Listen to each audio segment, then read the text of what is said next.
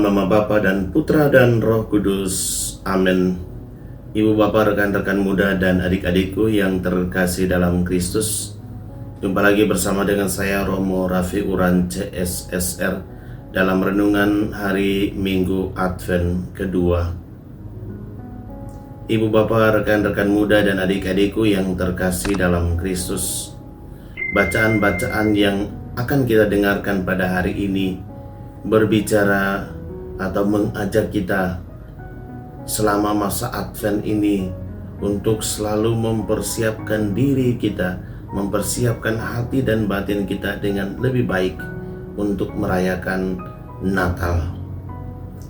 Dalam bacaan pertama yang diambil dari kitab Nabi Yesaya, menceritakan tentang Allah yang menjanjikan pembebasan kepada bangsa Israel yang berada di pembuangan.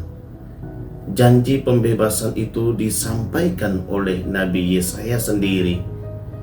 Janji itu adalah bahwa masa pembuangan mereka di Babel akan segera berakhir dan bahwa mereka akan pulang sebagai orang bebas. Dia meyakinkan mereka bahwa mereka akan dibawa kembali ke Yehuda dengan kuasa Allah. Yesaya tidak segan-segan juga mengatakan bahwa pembuangan adalah hukuman atas dosa-dosa mereka. Namun kini dosa-dosa mereka itu telah diampuni dan pembuangan telah berakhir. Perjalanan pulang mereka akan dibimbing oleh Yahweh sendiri. Yesaya menggambarkan kasih Allah yang sangat luar biasa terhadap orang-orang yang tidak layak menerimanya. Allah akan memimpin mereka pulang ke tanah yang dulu nenek moyang mereka pernah hidup dan tinggal, ke kota Yerusalem, ke kota Yehuda, ke kota Sion, tempat di mana bait suci mereka pernah berdiri. Perjalanan pulang dari pembuangan di Babel itu digambarkan seperti seorang gembala yang menggembalakan kawanan domba kesayangannya dengan penuh cinta. Jika Yahweh sekarang menjadi penebus mereka dan bukan penghukum mereka, maka hubungan mereka dengan Yahweh juga harus berubah. Dan dalam bacaan kedua dari surat kedua Rasul Petrus menceritakan tentang kedatangan Yesus yang kedua. Kedatangan Yesus yang kedua ini di dalam bacaan Injil pada minggu lalu diumpamakan seperti seorang tuan rumah yang hendak bepergian dan memberikan tugas kepada para hambanya. Tuan itu akan kembali kapan saja tanpa hambanya ketahui. Maka mereka harus selalu berjaga-jaga.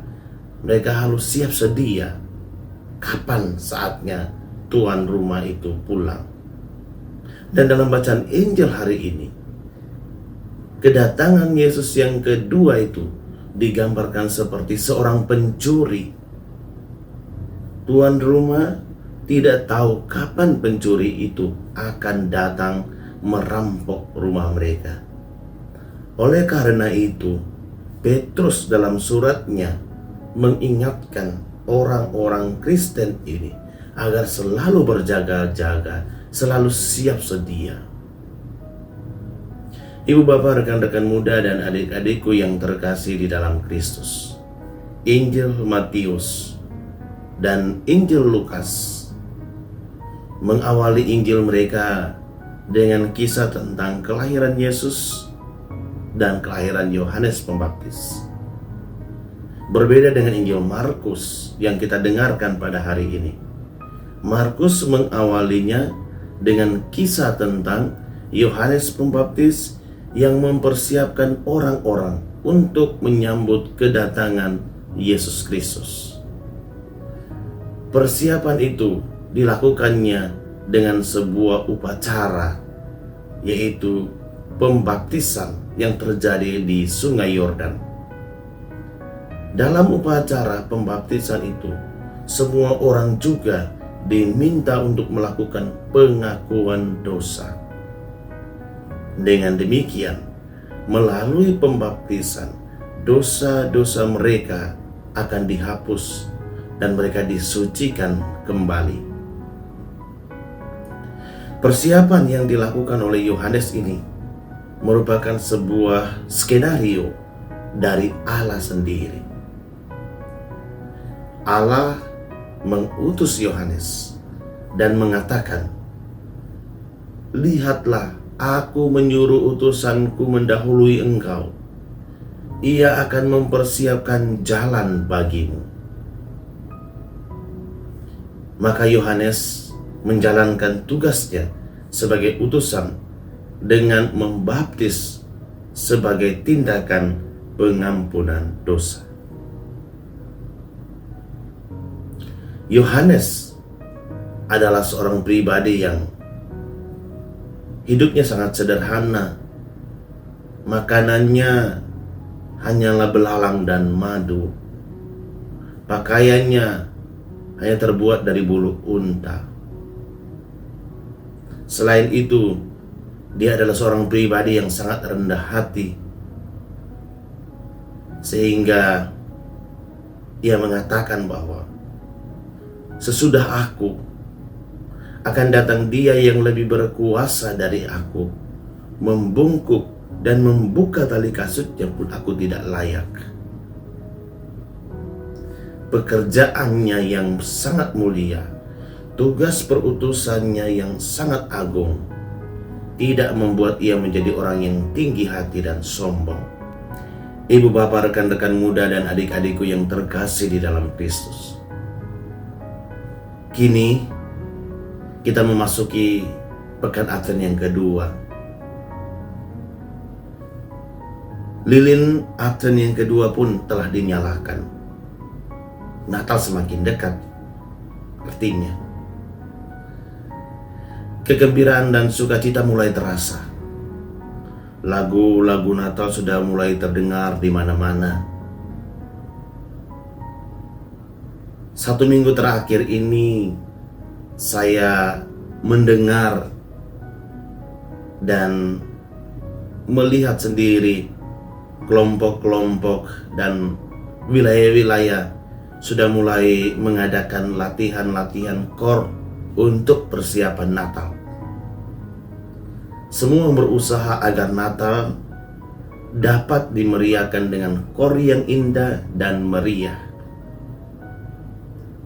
Bahkan mungkin sudah ada yang mempunyai planning untuk membeli pakaian yang baru, hadiah Natal yang menarik bagi orang yang disayangi, atau mungkin ada yang sudah mempunyai rencana untuk mengunjungi tempat-tempat wisata yang menarik. Semuanya telah direncanakan dan dipersiapkan dengan baik dan matang. Semuanya ini kita lakukan sebagai bentuk ungkapan sukacita kita karena merayakan kedatangan Sang Juru Selamat kita. Namun jangan lupa